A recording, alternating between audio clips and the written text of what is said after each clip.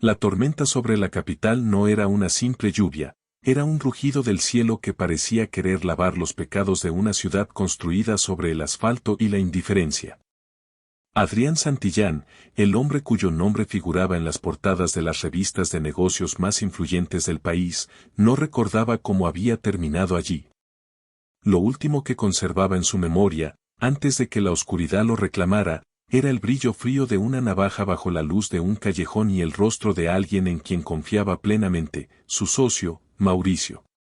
Adrián siempre había creído que el dinero era una armadura impenetrable. A sus 38 años, había consolidado un imperio tecnológico que lo situaba en la cima de la pirámide social. Sin embargo, en esa noche de purga, la armadura se rompió. Traicionado, herido de gravedad en el costado y despojado de su identidad, su cuerpo fue arrojado como desperdicio a las afueras de la ciudad. Cerca de un barranco que colindaba con los asentamientos más precarios de la periferia. El impacto contra el suelo fangoso fue amortiguado por la maleza, pero el dolor fue un estallido blanco que nubló su visión. Mientras la lluvia golpeaba su rostro y la sangre se mezclaba con la tierra, Adrián sintió que el frío de la muerte empezaba a trepar por sus extremidades. Así termina todo, pensó con una ironía amarga. Rodeado de lujo toda su vida, moriría como un desconocido en el fango, devorado por el olvido mientras sus verdugos brindaban con champán por su supuesta desaparición. A unos cientos de metros de allí, en una pequeña vivienda construida con láminas de zinc y madera recuperada, Elena terminaba de remendar un abrigo pequeño. El sonido del viento golpeando las paredes de su casa era una melodía constante a la que ya se había acostumbrado. Elena era una mujer joven, de apenas 30 años, pero sus ojos cargaban con la sabiduría de quien ha perdido mucho y, aún así, se niega a rendirse. Viuda desde hacía 3 años, su vida giraba en torno a su pequeño hijo, Mateo, y a las costuras que hacía para las señoras ricas de la ciudad alta. Aquella noche, un instinto extraño, algo parecido a un susurro en la sangre, la obligó a salir al porche a recoger un cubo de agua. Fue entonces cuando lo vio. O mejor dicho, cuando escuchó un quejido sofocado, casi humano, que se perdía entre el trueno y el viento. ¿Hay alguien ahí?, preguntó Elena, apretando su chal contra el pecho. No hubo respuesta, solo el silbido del aire. Pero Elena no era de las que daban la espalda. Tomó su linterna de mano, una reliquia desgastada que apenas proyectaba unas de luz amarillenta, y se aventuró hacia el linde del camino. El barro se pegaba a sus sandalias, dificultando cada paso, hasta que la luz tropezó con algo que no pertenecía a ese paisaje de miseria, un zapato de cuero fino, ahora arruinado. Y el cuerpo de un hombre que yacía boca abajo, inmóvil. El corazón de Elena dio un vuelco. Se arrodilló a su lado, ignorando el frío que le calaba los huesos. Con esfuerzo, logró darle la vuelta.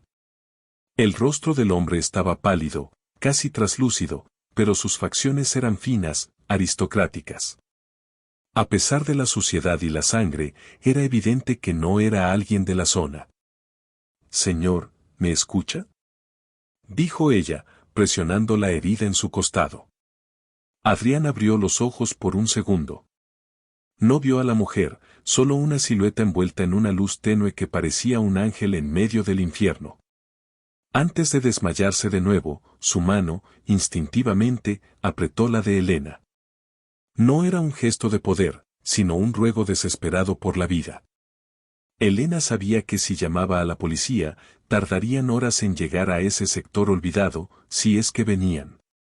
También sabía que el hombre no sobreviviría a la noche a la intemperie. Con una fuerza que no sabía que poseía, cargó con él, arrastrándolo centímetro a centímetro hacia el calor de su hogar, sin saber que, al salvar a ese extraño, estaba a punto de cambiar el destino de ambos para siempre. El millonario que el mundo daría por muerto acababa de encontrar su única esperanza en las manos de quien no tenía nada. El despertar de Adrián Santillán no fue el regreso triunfal a la conciencia que uno esperaría de un hombre acostumbrado a ganar. Fue, más bien, un lento y agónico ascenso desde un pozo de brea. Lo primero que registró su cerebro no fue el brillo de las pantallas financieras ni el aroma del café importado, sino el olor a leña quemada, eucalipto y una humedad persistente que parecía filtrarse en sus pulmones. Cuando finalmente logró abrir los párpados, la luz que lo recibió era mortecina, proveniente de una sola bombilla que colgaba del techo, protegida por una malla de alambre. Adrián intentó incorporarse, pero un relámpago de dolor atravesó su costado, obligándolo a soltar un gemido seco.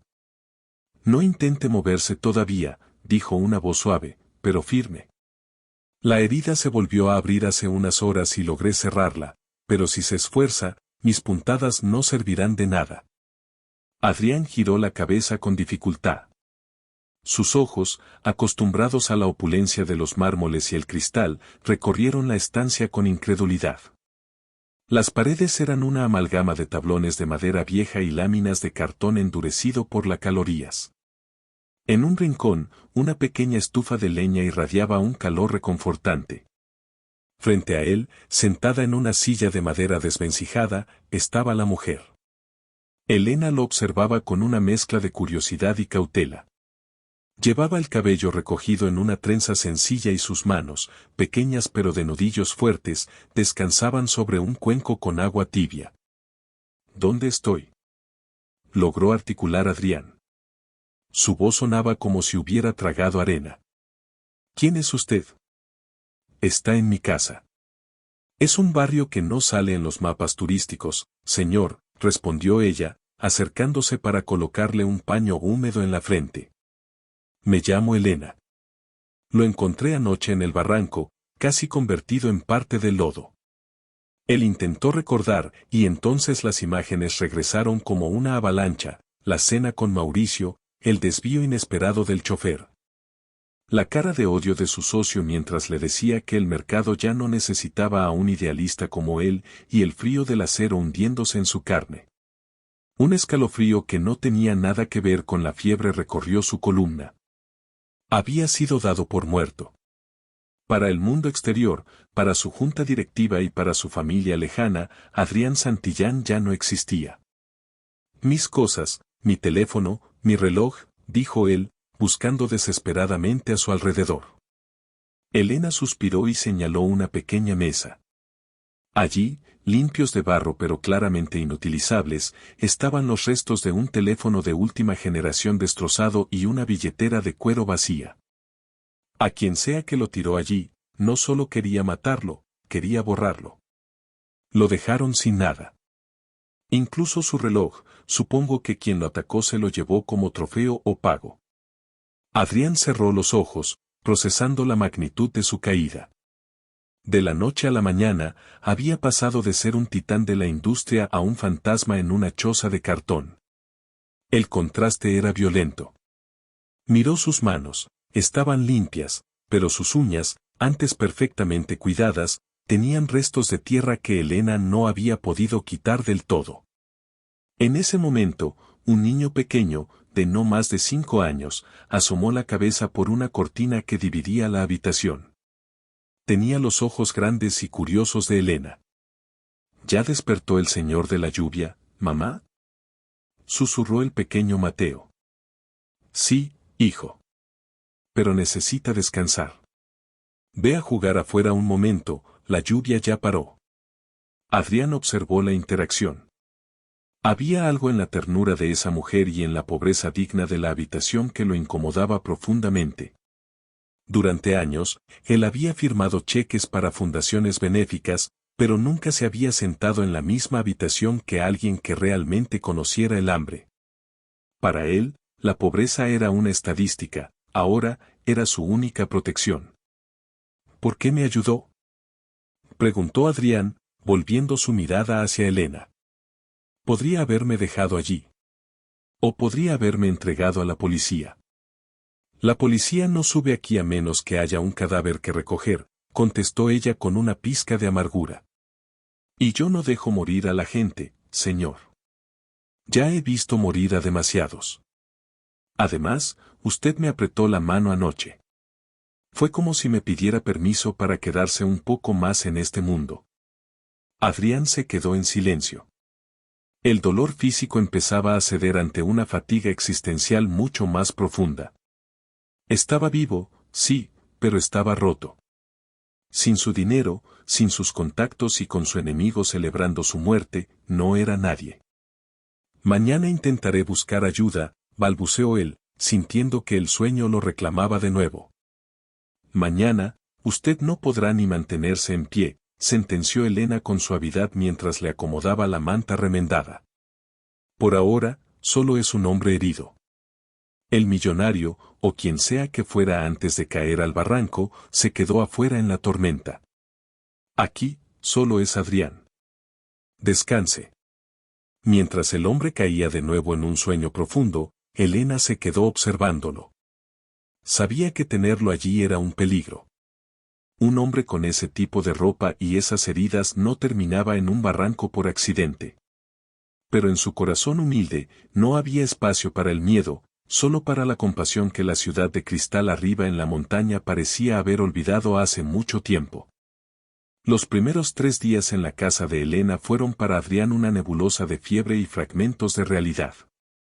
El dolor de la herida en su costado era una presencia constante, un recordatorio físico de su vulnerabilidad. Sin embargo, lo que más le dolía no era la carne rasgada, sino la impotencia. Él, que solía mover millones con un solo clic y cuya agenda estaba programada al minuto, ahora dependía totalmente de la caridad de una mujer que apenas tenía lo necesario para alimentar a su hijo. Para el 4.º día, la fiebre remitió. Adrián logró sentarse en la cama, que no era más que un colchón delgado sobre una base de madera, y observó a Elena trabajar. El rincón de la estancia se había transformado en un taller improvisado. La mujer pedaleaba con ritmo constante en una máquina de coser antigua, de esas de hierro fundido que crujen con cada puntada. La luz de la mañana se filtraba por las rendijas del techo, iluminando las motas de polvo que danzaban en el aire. ¿Cómo se siente hoy?, preguntó Elena sin apartar la vista de la tela azul que estaba transformando en un vestido escolar. Como si un camión me hubiera pasado por encima, admitió Adrián, tocándose el vendaje limpio que ella le había cambiado al amanecer. Pero mejor. Gracias. Elena dejó de pedalear y lo miró con seriedad. He estado bajando al mercado del pueblo para entregar unos trabajos. También pasé por la plaza principal. Hay periódicos por todas partes, señor Adrián. Su rostro está en ellos. Adrián sintió un nudo en el estómago. ¿Qué dicen? Dicen que el visionario Adrián Santillán ha desaparecido. La policía encontró su coche abandonado cerca del río, con rastros de sangre. La teoría oficial es que fue un asalto que terminó en tragedia. Sus socios, un tal Mauricio, salió en la televisión llorando, diciendo que el mundo ha perdido a un genio. Adrián soltó una carcajada amarga que terminó en una mueca de dolor. Llorando. Mauricio siempre fue un excelente actor. Él fue quien me apuñaló, Elena. Él y otros 2 hombres que trabajaban para mi propia seguridad. No fue un asalto, fue un golpe de estado corporativo. Elena se levantó y le acercó un tazón con caldo de pollo, lo más sustancioso que había podido preparar con sus limitados recursos. Si eso es cierto, entonces usted está en más peligro del que pensaba. Si saben que está vivo, vendrán a terminar el trabajo. Por ahora, este es el lugar más seguro del mundo para usted, porque nadie busca a un millonario en un sitio donde la gente lucha por un trozo de pan. Adrián tomó el tazón. El calor del recipiente le reconfortó las manos, pero sus pensamientos estaban a kilómetros de allí, en los rascacielos de cristal. Pensó en sus cuentas bancarias, ahora bloqueadas o bajo el control de sus enemigos, en su lujoso penthouse, que seguramente ya estaría siendo inventariado, y en su vida, que parecía una película que alguien más estaba viendo. ¿Por qué no me entrega?, preguntó de pronto, mirándola a los ojos. Podría pedir una recompensa. Estoy seguro de que mi empresa ofrecería una fortuna por información sobre mi paradero. Podría salir de aquí, comprarse una casa de verdad, darle a Mateo todo lo que necesita. Elena se cruzó de brazos y su expresión se endureció. Usted piensa que todo tiene un precio porque así es como ha vivido. Pero yo no vendo a las personas, señor. Mi marido murió porque en la mina donde trabajaba prefirieron ahorrar en seguridad para ganar unos pesos más.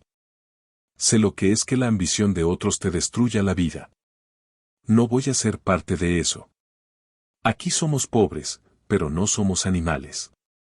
Adrián bajó la mirada, avergonzado. Era la primera vez en años que alguien lo desafiaba desde una superioridad moral que él no podía comprar.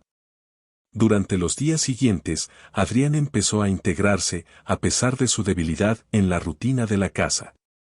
Observaba cómo Elena hacía milagros con el presupuesto mínimo, cómo le enseñaba a Mateo a leer con libros viejos y cómo mantenía la dignidad intacta a pesar de las goteras y el frío. Adrián, el hombre que diseñaba algoritmos para predecir el comportamiento de los mercados, descubrió que no sabía nada sobre la supervivencia básica. Una tarde, mientras ayudaba a Mateo a separar unas semillas para el pequeño huerto que Elena mantenía detrás de la choza, Adrián vio a un hombre merodear por el camino de tierra.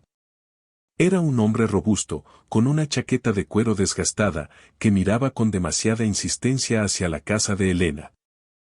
¿Quién es ese?, preguntó Adrián, sintiendo que la paranoia le erizaba la piel. Es don Justo, el que cobra las cuotas por el terreno, susurró Mateo, con un miedo genuino en los ojos. Si mamá no tiene el dinero hoy, se pondrá muy enojado. Adrián apretó los puños. Por primera vez en su vida, deseó tener su poder no para cerrar un trato multimillonario, sino para proteger la única puerta que se había abierto para él cuando el resto del mundo lo daba por muerto. Pero sus bolsillos estaban vacíos, y su nombre, por ahora, era una sentencia de muerte. Esa noche, mientras Elena contaba las pocas monedas que había ganado con las costuras, Adrián comprendió que su salvación no solo dependía de sanar sus heridas físicas, sino de aprender a pelear una guerra para la que nunca fue entrenado, una guerra donde el dinero no era el arma, sino el corazón. La tensión en la pequeña vivienda de Elena se podía cortar con un cuchillo. Don Justo, el cobrador de cuotas de la zona, no era un hombre de palabras, sino de gestos violentos y demandas imposibles. Adrián, oculto tras la cortina que dividía la habitación, escuchaba cómo el hombre golpeaba el marco de la puerta con la palma de la mano. Un sonido seco que hacía que Mateo se encogiera de hombros en el rincón más oscuro de la casa. Elena, ya sabes cómo funciona esto, dijo la voz ronca de don Justo. La protección no es gratis. Has faltado con el pago 2 semanas. Mi jefe no es tan paciente como yo. He tenido gastos inesperados, Justo, respondió Elena con una voz que, aunque temblorosa, no perdía su firmeza. Mi hijo estuvo enfermo y las telas han subido de precio. Te daré la mitad hoy y el resto el viernes, te lo juro. El viernes ya será tarde. Mañana vendré por el doble, o empezaré a llevarme tus máquinas. Sin ellas, no eres nada, ¿verdad? Adrián, escuchando desde las sombras, sintió una rabia que nunca había experimentado en las salas de juntas. En su mundo anterior, las disputas eran sobre acciones, dividendos y adquisiciones hostiles. Aquí, la hostilidad era física, inmediata y cruel. Quiso salir, enfrentarse al hombre, pero su cuerpo aún le recordaba su fragilidad con cada punzada en el costado. Además, si lo veían, pondría en riesgo la vida de Elena al revelar que escondía a un extraño. Cuando don Justo finalmente se marchó, dejando tras de sí una estela de miedo, Adrián salió de su escondite. Encontró a Elena sentada frente a su máquina de coser, con las manos cubriendo su rostro. No lloraba, Elena parecía haber agotado sus lágrimas hacía años, pero sus hombros caídos gritaban derrota. Elena, mírame, dijo Adrián, acercándose con dificultad.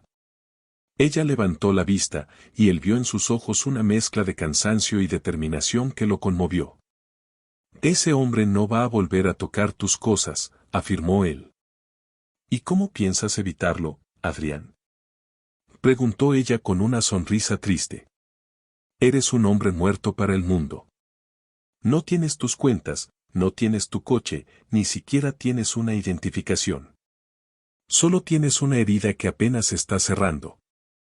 Tengo algo que ellos no tienen, conocimiento, respondió él, sentándose frente a ella. Mauricio cree que me mató, pero cometió el error de no quemar los puentes antes de cruzar. Yo diseñé los sistemas de seguridad de la empresa. Hay cuentas de contingencia, fondos de emergencia que solo yo puedo activar mediante protocolos de voz y códigos cifrados que no dependen de una tarjeta física. Adrián le explicó su plan. Necesitaba acceso a una computadora con conexión estable a Internet y un teléfono que no pudiera ser rastreado. En el centro del pueblo, a unos kilómetros, había un pequeño cibercafé.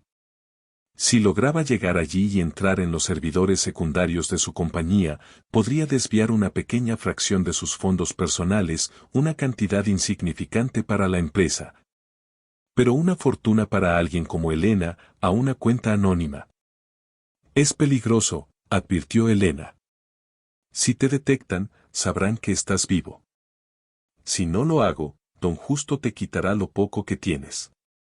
Y si muero intentando recuperarme, habré muerto luchando, no escondido como un cobarde, dijo Adrián, y por primera vez, no hablaba el millonario arrogante, sino el hombre que había aprendido el valor de la gratitud.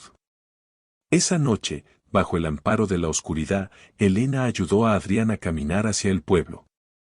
Él vestía una vieja chaqueta del difunto marido de Elena y una gorra que le ocultaba el rostro. Cada paso era una tortura, pero la visión de Elena caminando a su lado, dándole apoyo, le daba una fuerza nueva. Llegaron al cibercafé, un lugar húmedo y mal iluminado. Adrián se sentó frente a una pantalla antigua, sus dedos volando sobre el teclado con una agilidad que sorprendió a Elena.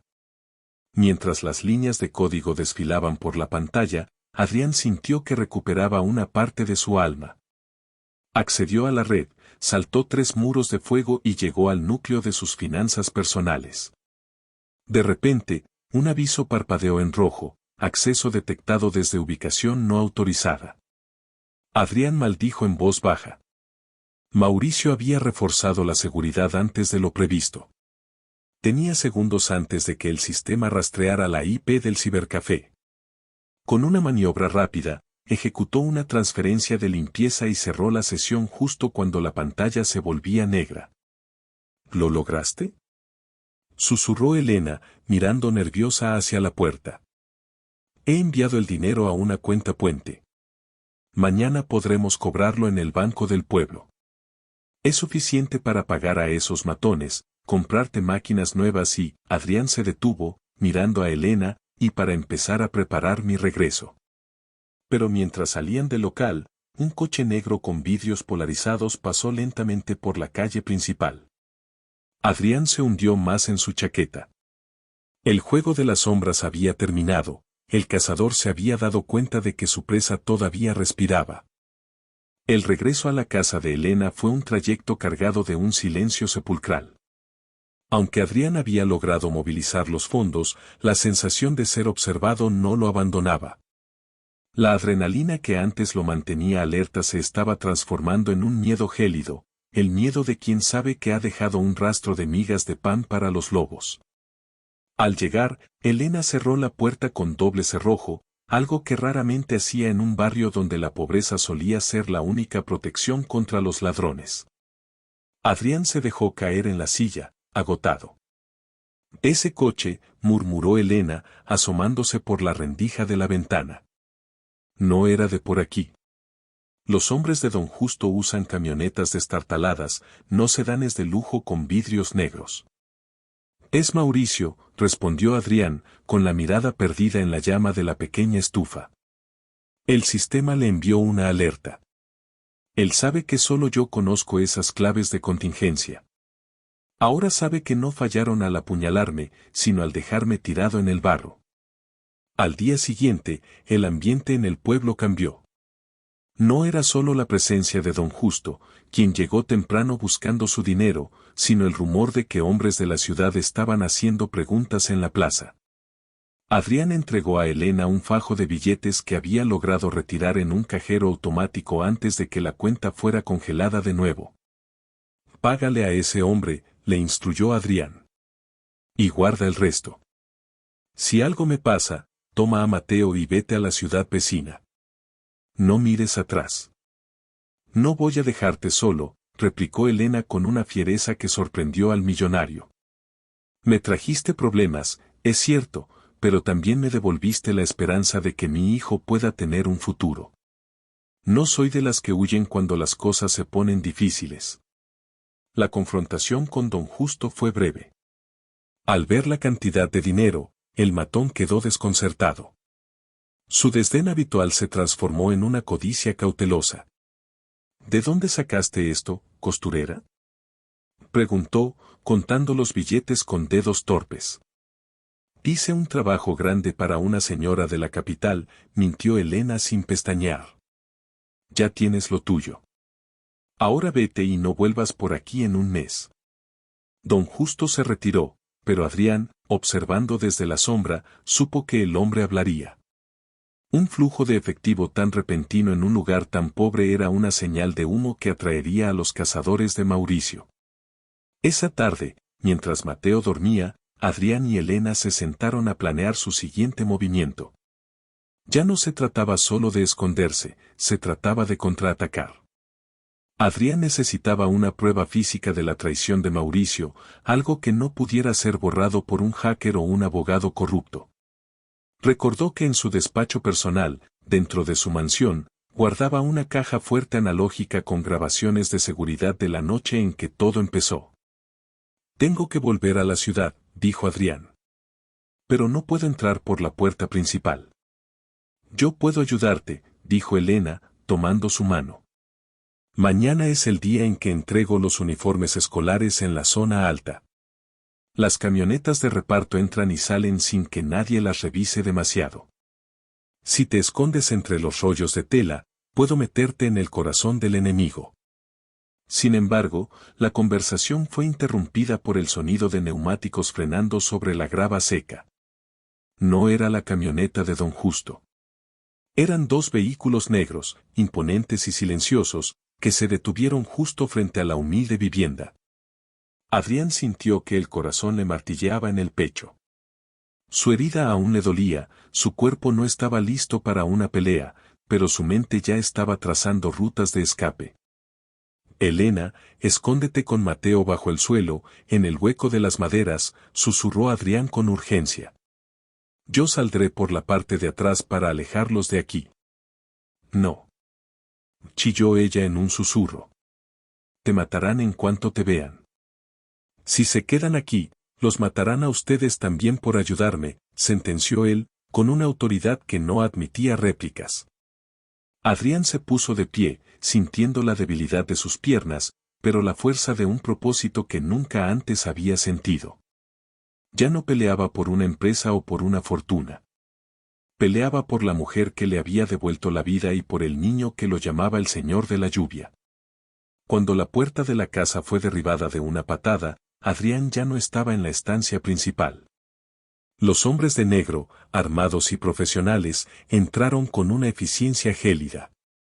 Pero lo que encontraron no fue a un millonario asustado, sino una trampa de sombras en un laberinto de láminas de zinc.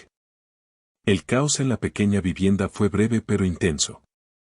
Adrián no huyó hacia el monte, conocía los límites de su cuerpo y sabía que no ganaría una carrera de resistencia. En lugar de eso, utilizó el conocimiento del terreno que había adquirido observando a Mateo jugar. Se ocultó en el espacio bajo el porche, conteniendo la respiración mientras las botas de los mercenarios golpeaban el suelo de madera justo sobre su cabeza. No hay nadie, solo la mujer y el niño, gritó uno de los hombres. Busquen bien. El rastreo de la IP dio este cuadrante exacto. Ese infeliz está cerca, respondió una voz que Adrián reconoció al instante, era Ortega, el jefe de seguridad personal de Mauricio. Desde su escondite, Adrián vio cómo Elena era interrogada. Ella mantuvo una calma glacial, asegurando que el dinero era de sus ahorros y que no había visto a ningún extraño. La frustración de los hombres creció, pero antes de que pudieran ponerse violentos, una patrulla de la policía local, alertada por los vecinos tras el pago de la cuota a don Justo, apareció en la entrada del callejón. Los hombres de Mauricio, prefiriendo no armar un escándalo público que los vinculara con la zona, se retiraron bajo la promesa silenciosa de volver. Esa misma noche, sabiendo que el tiempo se había agotado, Elena y Adrián pusieron en marcha el plan de infiltración. El viaje hacia la ciudad alta fue surrealista. Adrián iba oculto en la parte trasera de una furgoneta de carga, sepultado bajo fardos de uniformes y telas pesadas. El olor a algodón y tinte reemplazó el aroma a tierra húmeda de la periferia. Mientras el vehículo ascendía por las colinas, las luces de la ciudad empezaron a brillar con una intensidad que a Adrián le pareció casi obscena. Allí estaba su mundo, brillante, frío y despiadado. «Estamos en el puesto de control del sector residencial», susurró Elena desde el asiento del conductor. Su voz llegaba a Adrián a través de una pequeña rejilla. «Mantén la calma». Los guardias de la colonia privada, acostumbrados a ver a Elena cada mes, apenas revisaron la camioneta. Para ellos, ella era invisible, una pieza más del engranaje de servicios que mantenía sus vidas cómodas. Esa invisibilidad, que tanto había hecho sufrir a Elena en el pasado, era ahora su mayor arma. Una vez dentro, Elena estacionó cerca de la parte trasera de la mansión Santillán. Adrián bajó de la furgoneta, moviéndose con la agilidad de un fantasma. Ver su casa desde afuera fue una experiencia extracorpórea. Las luces estaban encendidas y pudo ver la silueta de Mauricio a través del ventanal del segundo piso, brindando con una mujer desconocida. La rabia, antes caliente y descontrolada, se transformó en un hielo quirúrgico. «Espérame en el callejón de servicio en 20 minutos», le ordenó Adrián a Elena. «Si no salgo, vete. No te arriesgues más». «Te esperaré el tiempo que sea necesario», respondió ella, apretándole la mano. «No dejes que el odio te ciegue, Adrián. Viniste por la verdad, no por una tragedia». Adrián entró por el conducto de ventilación del garaje, un acceso que él mismo había diseñado para emergencias de mantenimiento. Se movió por los pasillos internos, evitando las cámaras que él conocía de memoria. Cada rincón de la casa le recordaba su antigua soledad, las obras de arte caras pero vacías, el silencio opresivo de los pasillos de mármol. Finalmente, llegó a su despacho. El aroma del tabaco de Mauricio impregnaba el aire. Con dedos temblorosos, se acercó a la estantería de libros de cuero y presionó el mecanismo oculto. La pared se deslizó sin ruido, revelando la caja fuerte analógica. Mientras introducía la combinación, escuchó pasos en el pasillo. La puerta del despacho se abrió. Adrián se ocultó tras el pesado escritorio de caoba. «Te digo que el sistema se volvió loco, Mauricio», decía Ortega, entrando al despacho. «No encontramos nada en ese basurero de barrio». El rastreo fue una falsa alarma, probablemente un error del servidor tras el ataque. «No me fío de los errores, Ortega», gruñó Mauricio, sentándose en la silla que solía pertenecer a Adrián. Santillán era como una cucaracha, siempre encontraba un hueco para esconderse. Si ese hombre sigue respirando, nuestra oferta de fusión con los europeos se irá al traste. Quiero que quemes esa zona si es necesario. No dejes piedra sobre piedra». Adrián, escuchando desde su escondite, sintió que el mundo se detenía. Iban a destruir el hogar de Elena por su culpa. En ese momento, la caja fuerte hizo un clic casi imperceptible. Adrián sacó la pequeña unidad de almacenamiento y una carpeta con documentos originales que Mauricio creía destruidos. Tenía lo que necesitaba. Pero ahora, salir de la mansión con vida parecía una misión imposible. Mauricio se levantó y caminó hacia el ventanal, dándole la espalda al escritorio. Era la oportunidad perfecta para que Adrián saliera, pero una pequeña figura de cristal sobre la mesa, un regalo que su madre le había hecho años atrás, resbaló de su mano herida y cayó sobre la alfombra con un golpe sordo. Mauricio se tensó y comenzó a girarse lentamente. ¿Ortega? ¿Sigues ahí? Preguntó Mauricio, con una mano buscando algo en el cajón de su escritorio.